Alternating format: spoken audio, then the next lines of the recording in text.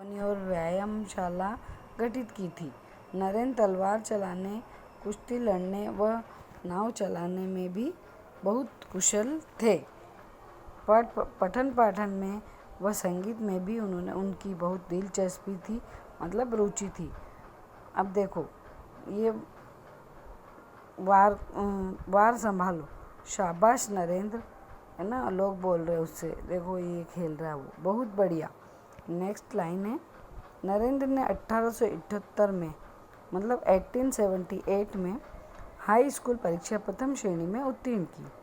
वे कोलकाता के president college में फिर स्कॉटिश मिशनरी बोर्ड के लिए एक कॉलेज में दाखिल हुए। इस कॉलेज के प्रिंसिपल हेस्टी भारतीय दर्शन के प्रेमी थे। वे अपने विद्यार्थी पर बहुत स्नेह रखते थे। कक्षा में पढ़ाते हुए उन्होंने एक दिन कहा, यदि किसी को समाधि की अवस्था का ज्ञान प्राप्त करना हो तो दक्षिणेश्वर जाकर रामकृष्ण परमहंस को देखना चाहिए।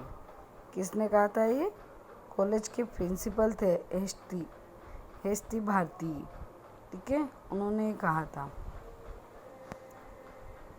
तो जो बालक नरेंद्र देखिए उनकी क्लास में बैठे हैं, वो सोच रहे हैं मुँह पे ऐसे हाथ रख कर, है ना, मैं अवश्य मिलूंगा। वो मन में सोच रहे हैं मैं उनसे अवश्य मिलूंगा। नेक्स्ट पेज देखेंगे।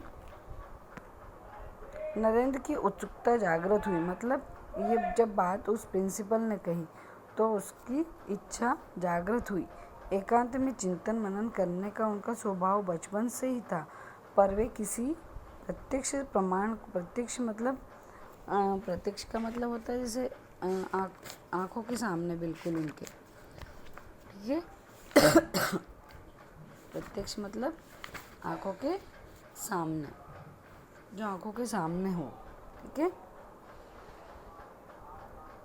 बिना ईश्वर की सत्ता स्वीकार करने को तैयार नहीं थे।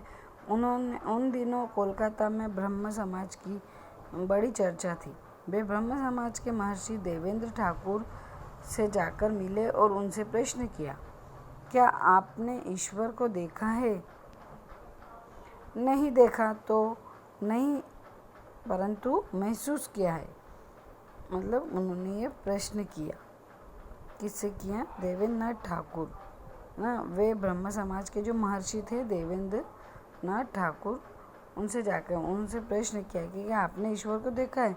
उन्होंने कहा नहीं, देखा तो नहीं है, पर महसूस किया है।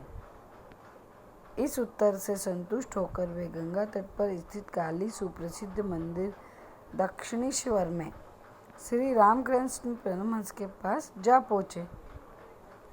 क्या आप और उनके पास जा पहुँचे। अब इस पिक्चर में देखिए, वो उनके पास जाकर बैठे और उनसे पूछे, क्या आपने ईश्वर को देखा है?